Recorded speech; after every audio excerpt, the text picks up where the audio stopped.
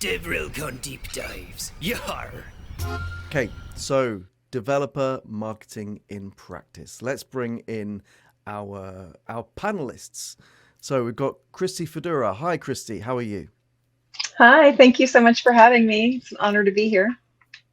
Well, it's great to have you. And so you are Director of Developer Community for Salesforce, but recently you were Director of Developer Marketing. Is that right? That's right. Yeah, I spent 5 years at Salesforce doing developer marketing, but I've just been allocated a brand new role to enable and raise the voice of our developer community, both internally and externally. So I'm not a community manager, but instead I'll be bringing in my marketing practices to ensure that we are doing good justice to our developer community and helping them get closer to our product teams at the same time. Great, thanks. Wonderful. Well, so someone who is a developer community manager is Suze Shardlow. Hi, Suze. Hi there, how are you? Very well, thank you. How are you? Oh, not bad. I'm still laughing at that pirate voice. I was not expecting that. Hey, well, yeah, it took me dives. by surprise. No, I'm super excited to CD. have Suze with us. Yeah, you're a community manager at Redis, and you have a marketing degree and a career prior to software development. And you are also an avid community member. Suze and I actually met properly through doing the Global Diversity CFP Day last year. And I've been, she's one of my favorite people in tech. So I'm so excited to have you here. Oh, I feel embarrassed now. Thanks, Ramón. That's really kind of you to say. And the feeling's mutual as well. So yeah, like Ramón said, I am currently developer community manager at Redis, the world's most loved database. Your mileage may vary, but that's what we think. And before that, because the UK education system didn't and still doesn't know what to do with girls that like coding, I spent a very long time working in marketing and then retrained to be a software engineer after having coded when I was a child. So actually, I think that served me quite well, because when I retrained, I realized I didn't want to be sitting there coding every day. So my current role gives me a really nice combo of my previous career and my newfound love of software. So yeah, that's how I got to where I am today. Great. Well, superb. So let's bring in our next guest and the final one for this particular roundtable, and that's Mahmoud Abdelwahab from WorkOS. Hello, Mahmoud. Hey, how's it going? Very good. Yeah. So, what's your interest in developer marketing? Because you're a developer advocate currently.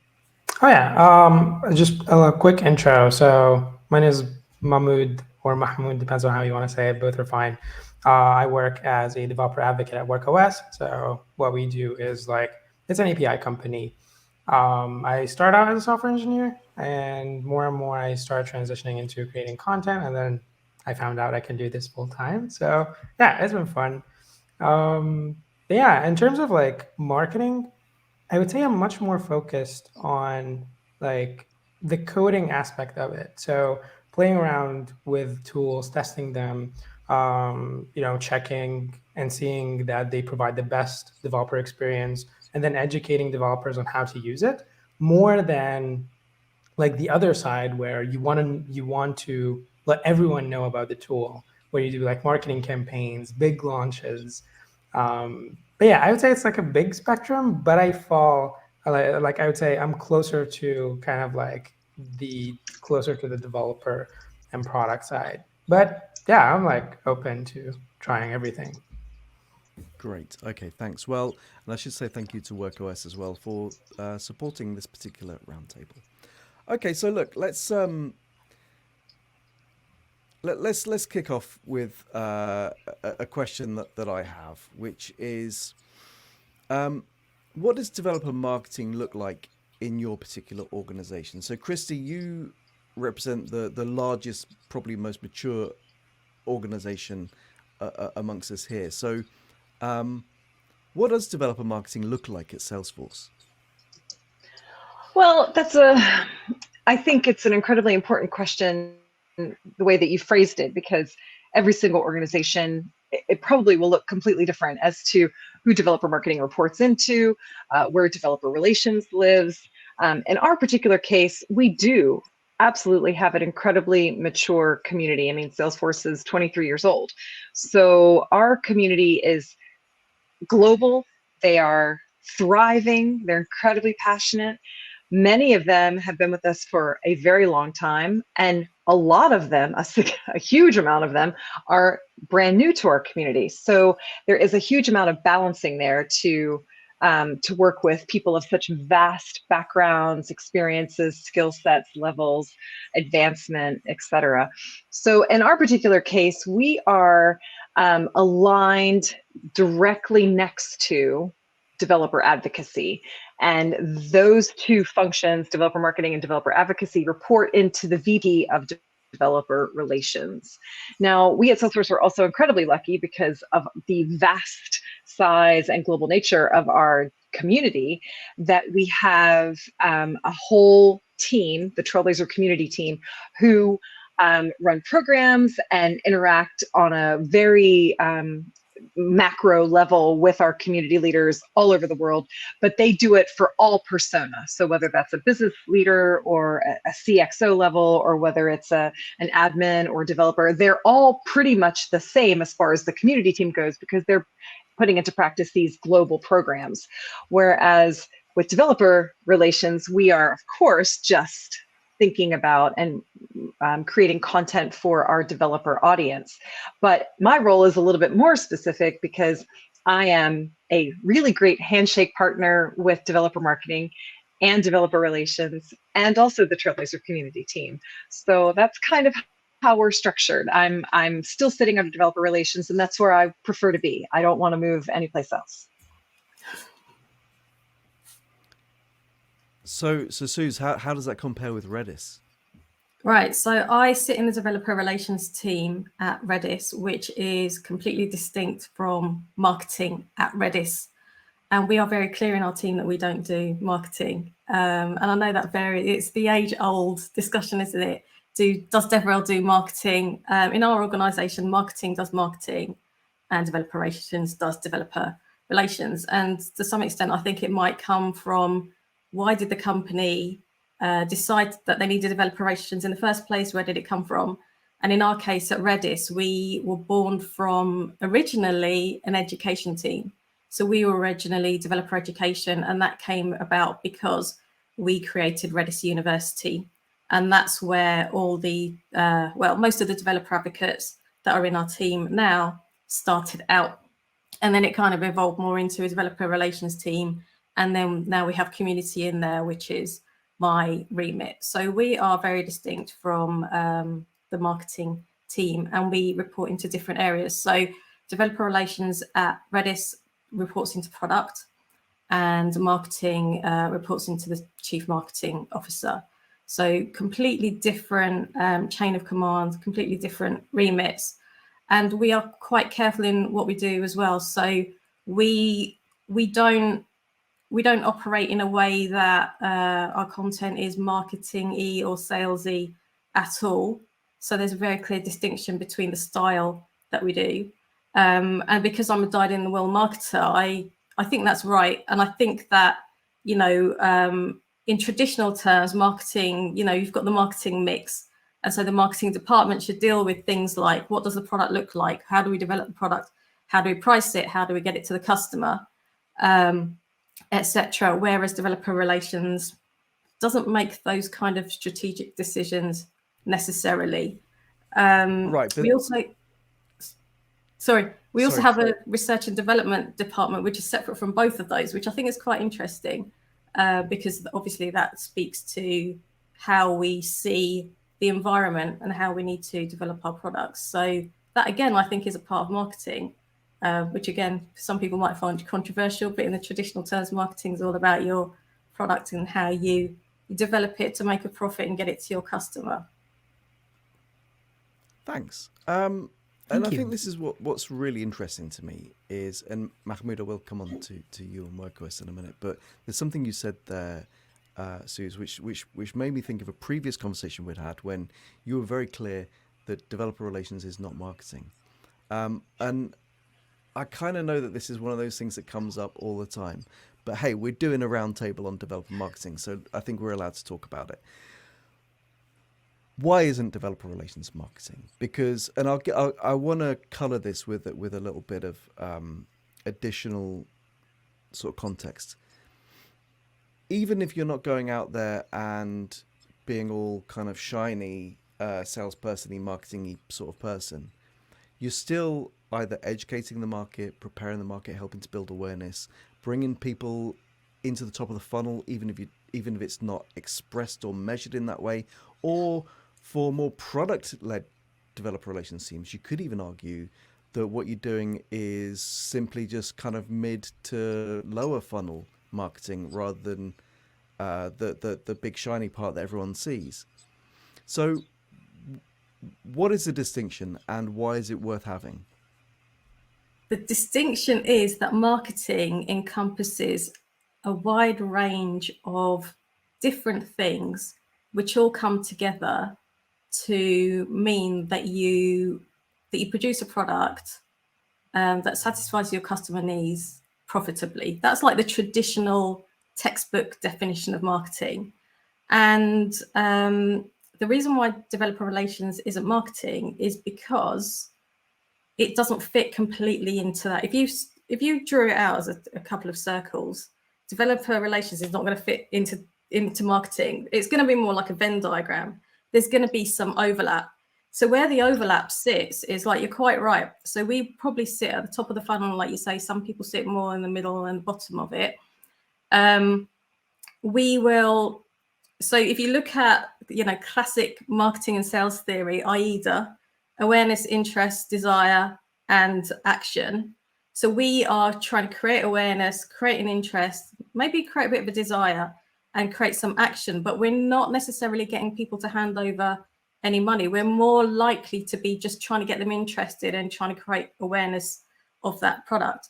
And I think it does depend from company to company. So if you do sit in marketing, you probably are more close to the sales process. In my organization, we are not. And I think the other thing I want to highlight is that marketing, like I said, is a broad discipline. It looks at product, but it also looks at pricing. And pricing is the only thing in your marketing mix that's going to bring you any revenue, your pricing strategy. It also looks at place, how you're getting your product to your customers. Developer relations doesn't necessarily have a say in that. And also promotion. And I would argue, most marketing departments focus on promotion, which is a very narrow part of the marketing mix. And we don't, so that's advertising, that's social media, that's webinars where folks have to sign up and give their details, any of that kind of stuff where you're eventually trying to get people into the sales funnel. So when people think of marketing, what they're thinking of is promotion. There's a huge amount of other stuff in there. And arguably, some of those marketing functions are being done by other functions in tech companies. So for example, product is a part of the marketing mix, but at Redis, it's done by the product organization within Redis. And I would argue that's the same for a lot of software companies. So in some ways, marketing isn't marketing when it comes to tech companies, but that's what I would say. There is some overlap, but there's so much more in developer relations that isn't marketing, and there's so much more in marketing that is nothing to do with developer relations. I used to clarify it as saying that I build the stage that the developer advocates stand on, which is an incredibly simplistic way to put it. But at no point in our organization, I don't really feel that our developer advocates' time is best spent by organizing contracts and signing up with venues and making sure that the landing page is built. And, there's all of those 100,000 things that go into creating an event. I just want them to show up like rock stars and stand on the stage and deliver and engage that audience. Now, in many organizations, you have to do it all. That's absolutely true. But that is one simplistic way of defining how developer relations is different than developer marketing. Thank you. And I think, sorry. No, go ahead, Ramón. Thank you. I was just going to say, and I think that just speaks to how varied this can all get, and from different organization to different organization. And I think, seeing this example helps us being able to create those strategies that help us move forward with our organizations in general. Sorry, I was just going to ask because I'm very curious to hear from Mahmoud how it is at how does that distinction look like at WorkOS? Sure. Yeah. It's actually, the line is very blurry between marketing and developer relations. So WorkOS is pretty new. It's been around for, I don't know, 3 years, something like that. So it's pretty fresh. And like the company itself is also small. So kind of like marketing and developer relations, it's kind of just this one big thing. So it's like, okay, we ship a new API, for example. We want developers to know about it. We want to make sure that when they're using it, they're happy with it. So technically for me, I just like juggle a lot of stuff.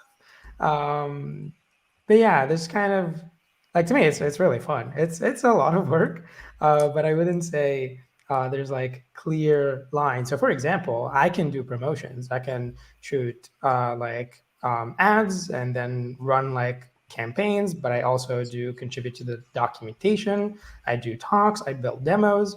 So yeah, I see why there might be a need to have kind of like a structure as an organization scales, but I haven't experienced it yet. But yeah.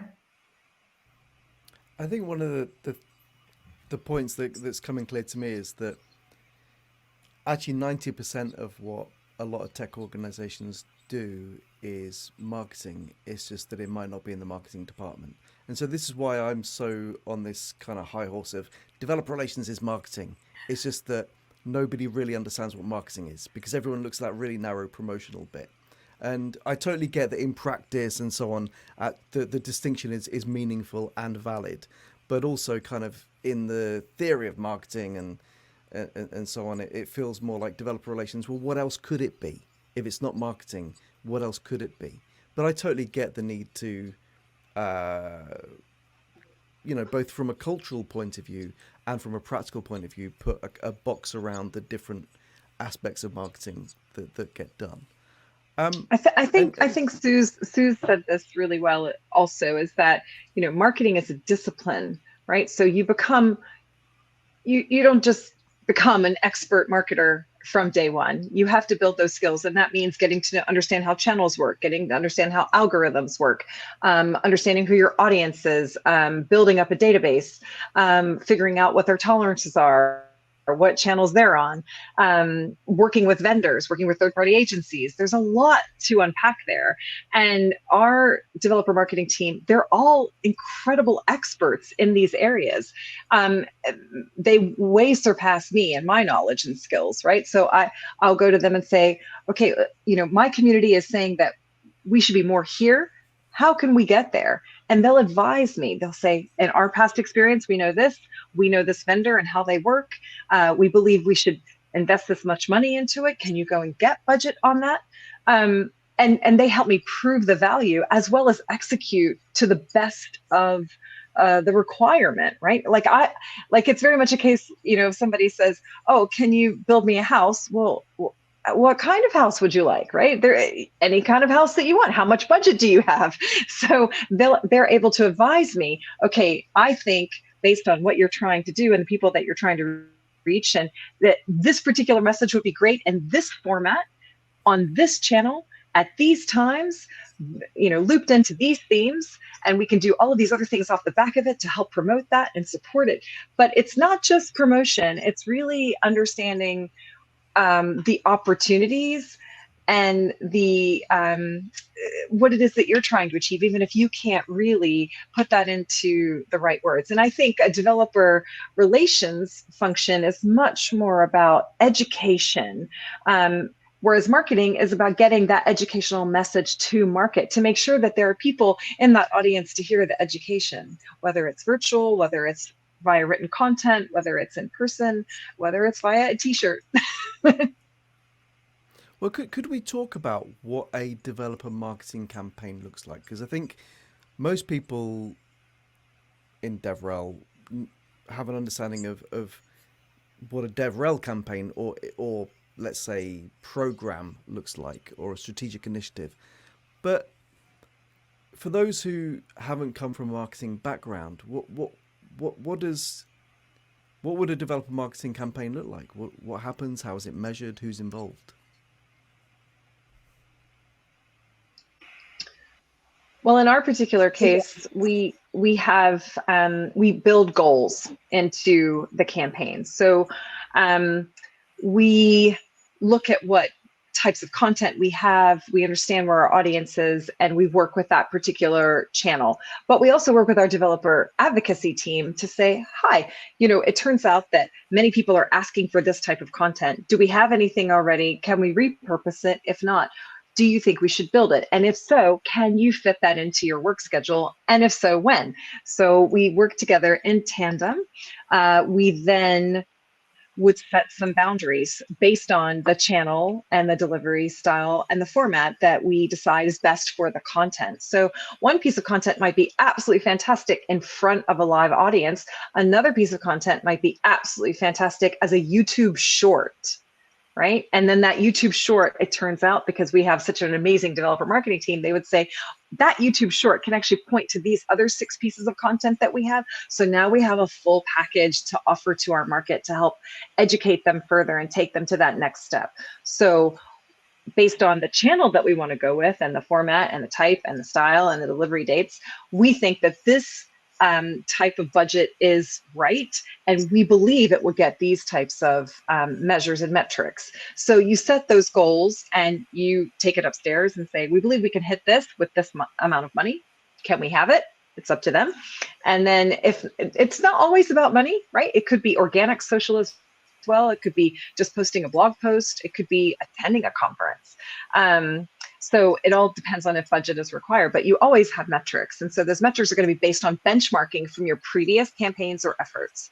And you then watch the campaign once it launches and you become agile. It's not really doing well there. Let's pull this message. Let's change that message. Let's change the graphic on or the image asset. Let's chop and change and keep very agile so that we can make sure that we're getting to our audience the way that we want to be. And that's actually what the marketing aspect is. I mean, I don't want our developer relations people again to be thinking, why isn't that content performing very well? No, it's not that the content isn't performing very well. Maybe we're on the wrong channel. Maybe it's not the right format for the audience, right? I don't want them to get bogged down in the execution and the acceptance. I want to make sure that it's successful for them. And that means being that marketer and understanding what the opportunities are.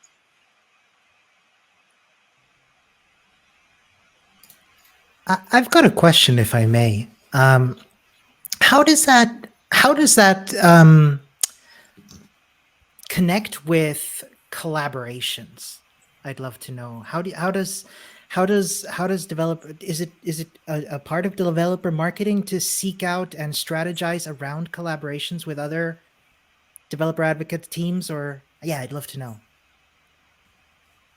I can speak to what we do at Redis. So at Redis, we are fully in control of that. So we reach out to our colleagues in other DevRel teams to do collabs. But I think that's partly because we know, what developer relations community is like. A lot of people know a lot of people. So we know a lot of people that we could collaborate with. So it's a lot easier. Our marketing team isn't as close to the developer community, and they're definitely not as close to the DevRel community. So that's just the way it is. We know the people, so we will collaborate with them. And we are naturally going to be the ones doing that piece of content. So it makes sense for us to go and make the approach. And I think there's different styles. If you asked a developer relations professional to put together a piece of content and you asked a marketing professional to put together a piece of content, it would look like marketing. So I think, I'm not sure. I'd love to hear from anyone who's done a collab with a marketing, a mixture, to see how that worked, because I can't imagine it actually. I mean, in my experience with a couple of clients I've worked with, where I can think of one particular ebook where it was commissioned by the marketing team, and the distinction between what would have happened if Devrel had looked after it in marketing is that the people in the marketing team, with the greatest respect to them, didn't have the technical, deep understanding to be able to tell that what came back from the agency was nonsense. It kind of smelt and looked okay, but if you actually knew the subject, then it was just kind of really, you're in uncanny valley territory. So that's one of the few experiences I've had. And then Devrel had to then go through and basically rewrite it because it didn't make sense. I've had kind of like a similar experience as well, because I've seen kind of like what kind of like marketing agencies that can do they write a bunch of blog posts at once, for example. And the issue is always like depth. Like you can just see that the stuff covered is kind of like surface level. They may not cover a lot of like scenarios that a developer might run into. So that's where someone who is kind of like, I would say, DevRel focused. So it's kind of like someone has, so like each type, if it's like marketing and DevRel, each one of them has kind of like strengths and drawbacks. When it comes to someone who's a developer, like in developer relations, they're super technical. They can create high quality content. On the other hand, someone who's a marketer, they can make a lot of noise and bring a lot of attention and kind of like deliver kind of like the content to the right audience because they have a deep understanding of the different platforms and kind of like the community that they're serving. So that's why you kind of need both, really. Like I would say that's why you might have a super high quality piece of content that doesn't get a lot of attention. And on the other hand, you might have something that gets a lot of attention, but it's like, okay. Like that's why you might see blog posts that do really well SEO wise, but when you read them, you're like, oh my God, why is this recommended to me? I'm interested in things that have a lot more depth. So that's kind of like why what happens is, for example, personally for me, I wouldn't read blog posts that got recommended to me by Google, but by another developer, for example. They're like, hey, this was super interesting read. And then I would go through it and it's like, maybe it's interactive or it's really long. And it doesn't really focus on the stuff that are like, I don't know, having backlinks and keywords and making sure that this is optimized for search. A marketer will be very interested in this stuff and will make sure that these things are included in a piece of content. Maybe they would care about, in a YouTube video, it would have timestamps and maybe like a very long description, for example. But someone that is interested more in developer relations, they'll be like, okay, am I providing like the value? Am I providing value for developers? Will they learn something new?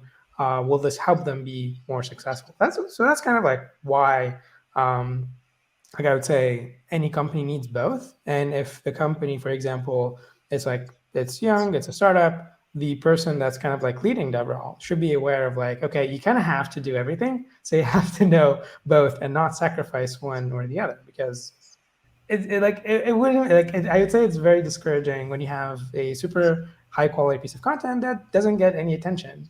But at the same time, you're getting attention, but it's not the right type of attention.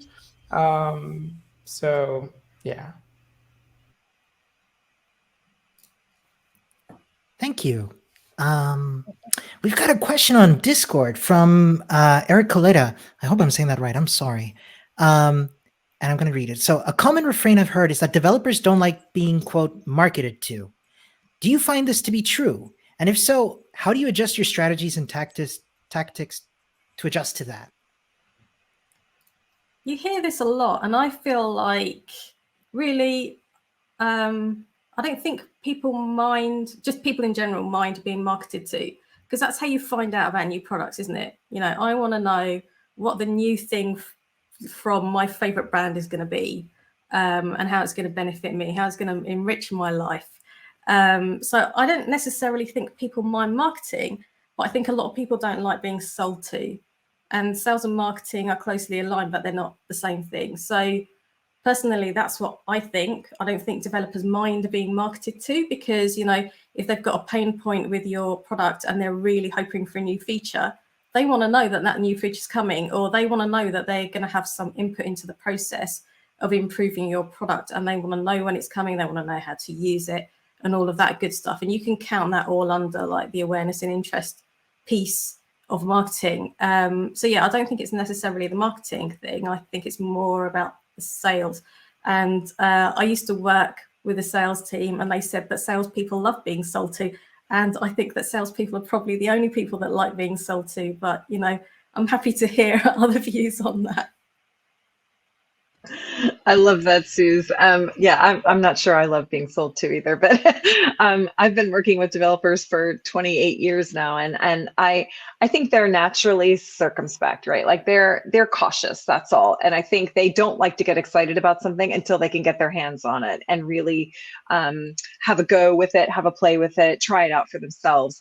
Additionally, just because you try something out for yourself doesn't mean it's going to be right for your client or their installation. So I think they're naturally cautious, right? Something might look great on screen, but what's it actually going to mean in day-to-day practice for my customer, for my users? Is it going to cause me a lot of pain to implement this? Has it been properly tested? How can I properly test it? I think they love new tech. They love new features, right? Who doesn't, right? That's what makes the world go round, as far as I'm concerned. But it is about the actual day-to-day practicalities of, can I actually build this into what I'm delivering?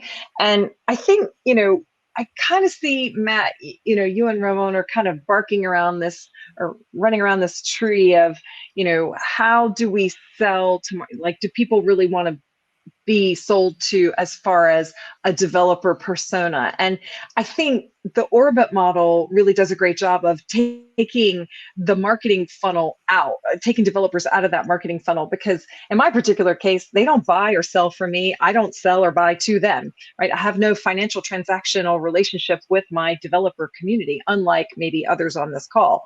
So I don't have a pipeline to generate. I don't have a revenue figure to hit, but I have great interest and care and love from my community. And I want to make sure that we're delivering things to them that's going to help them. So I love the Orbit model because it puts sort of, you know, it brings people closer and closer into your orbit, the closer that they are to you. And I love that because it takes that financial transactional relationship out of the picture. And so for us, we focus on education. Now we're quite lucky because we have our own learning platform. I know a lot of companies maybe have the similar opportunities for their developer community. And I think developers really appreciate having that opportunity, that sandbox to go plan, or that, you know, developer edition.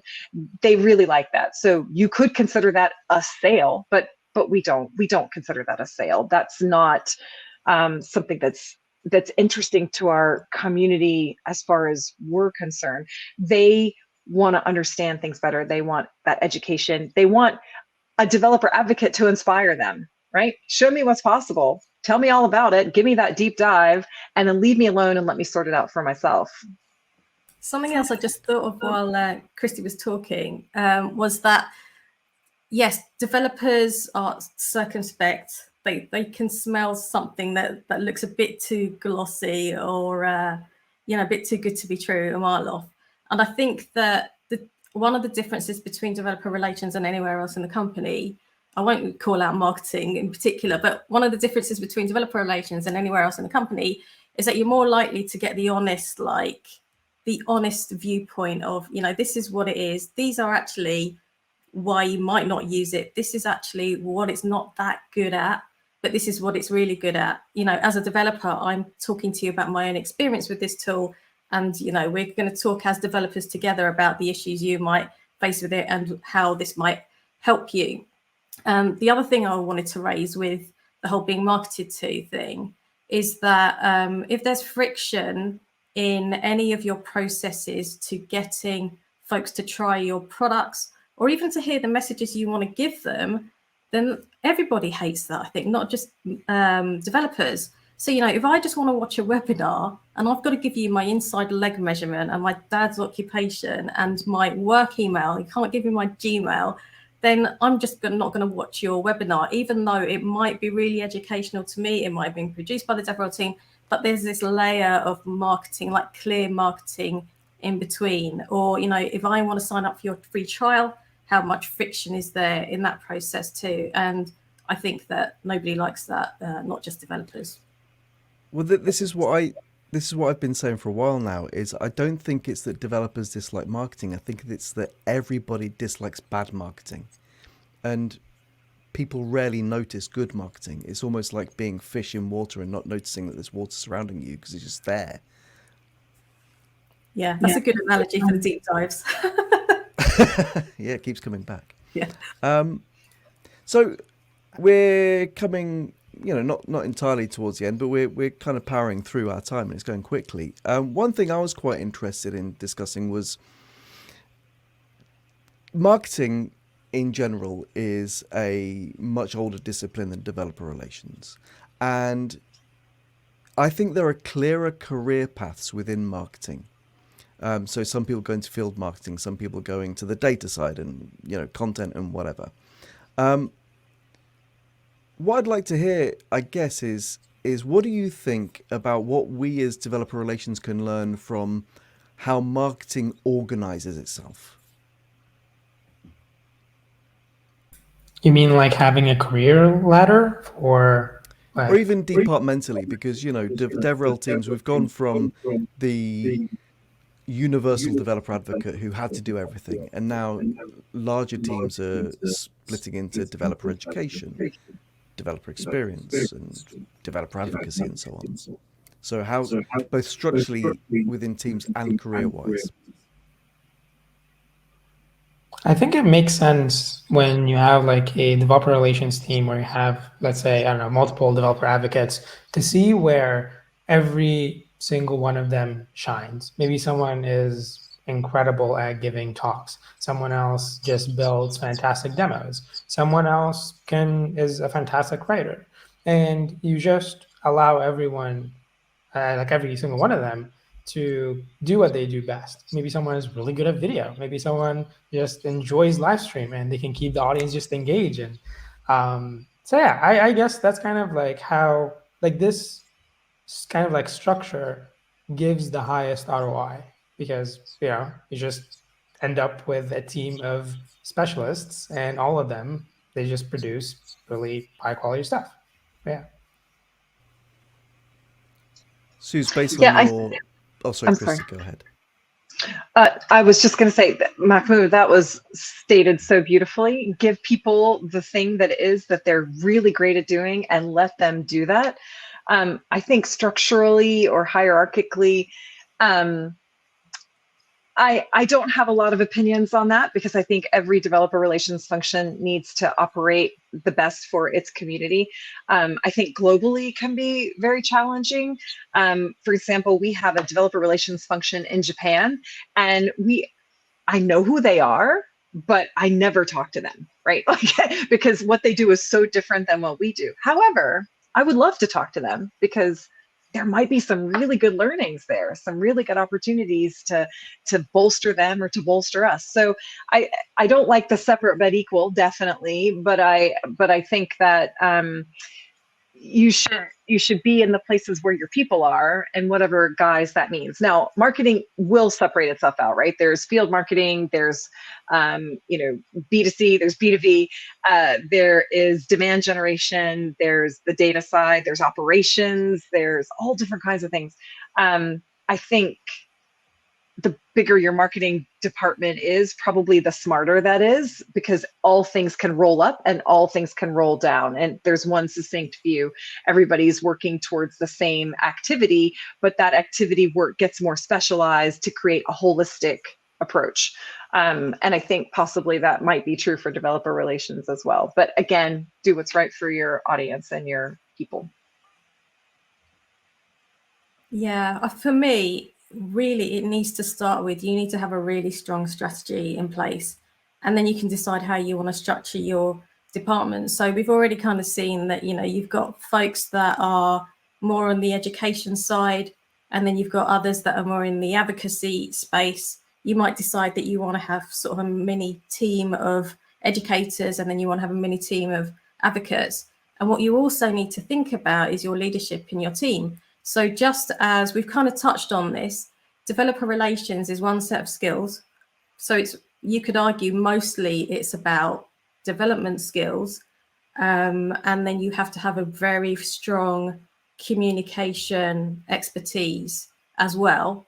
So it's mostly about development with a very strong communication slant, and you're not a trained marketer. Whereas if you work in the marketing department, you're probably going to be a trained marketer, whether it was through academia or on the job. And you know something about the tool, but you don't know anything deeply about it. And you're probably not as strong a coder as the folks in the DevRel team. So that's a totally different skill set. And within your DevRel team, it's really important to have that strategy, but also to give you the direction. Because I think a lot of DevRel teams are directionless. They think, right, I'm going to make this piece of content now because somebody asked for it. Where does that fit into any kind of wider piece that you're trying to do in your team and what you're trying to achieve? You also need a nice management layer in there that can really help to nurture the staff. And again, that's a really different skill set. So you could have a management layer in your DevRel team that is not necessarily a strong developer. They're not necessarily great at content, but they really deeply understand the strategy, how you fit in with other units, going off and talking to those people in other parts of the organization to make your people's lives easier as well. So yeah, your DevRel team is going to consist of people with all different types of skills, but I would really advocate for dividing it up to the types of things you want to achieve. So do you want to educate people? Put some people in that team. Do you want to advocate for the product and advocate for the developer? Put some people in that team. Do you want to have a community team? Make a community team. You might have ops in there as well. So you might not have folks that are necessarily strategic, but in community, that Christie, you will know this, there is so much operational stuff that you have to do. And it could be really useful to have some folks dedicated to that as well.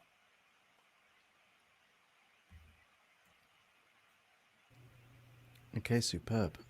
Great, thank you. Brilliantly put. Thank you. We've got 2 or 3 minutes left. So I'd like to hear from each of you just briefly kind of what would your advice be to someone who's running a DevRel team and they feel that developer marketing is being neglected in their organization?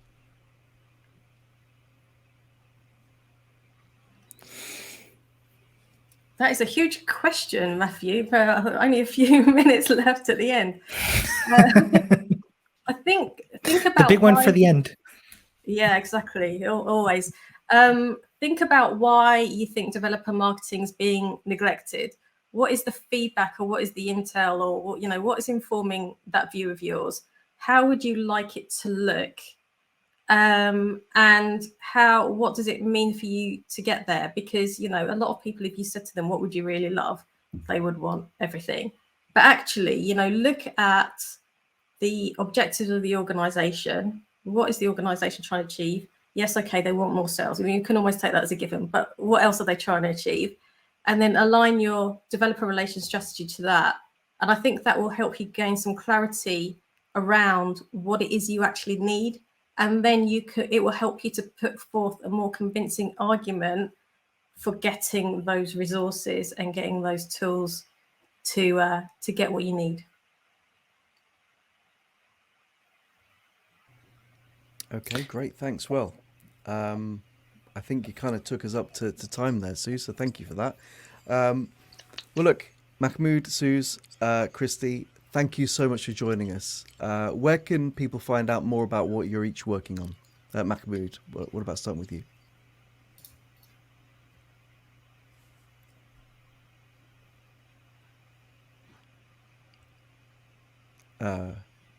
Mahmoud, do you want to share, how can people find you on the internet? Yeah, sorry, hi. I'm mostly active on Twitter.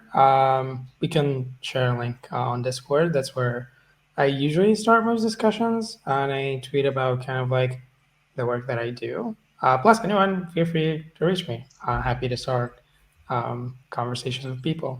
But yeah, that's where I mostly hang out. Suze? Thank you. You can find me at suze.dev. That's my personal website. You can contact me through there. If you prefer Twitter, I'm at Suze Shardlow there, and almost everywhere really. Other than that, on the Redis Discord, discord.gg. Redis, and obviously on developer relations Discord as well. And Christie. I'm Christie Fidura UK on Twitter, and anybody can reach me there anytime. I could not sign up for Discord for the wonderful DevRelCon Discord because Discord thought that I was a spammer and disabled me before they even activated me. So if anybody is watching this from Discord, if you could please help. Look, I'm a nice person. I'm not spamming anybody. I just wanted to sign up for Discord. So if anybody wants to help me with that, I'd appreciate it. Okay, cool. Well, thank you all. Yeah, thank you so much. These discussions always go too quickly. I feel like we only ever scratch the surface. So thank you for scratching that surface with us. All right, well, we'll move on to the next thing. So goodbye, Mahmoud, Suze, and Christie. Thank you. DevRelCon Deep Dives. Yar!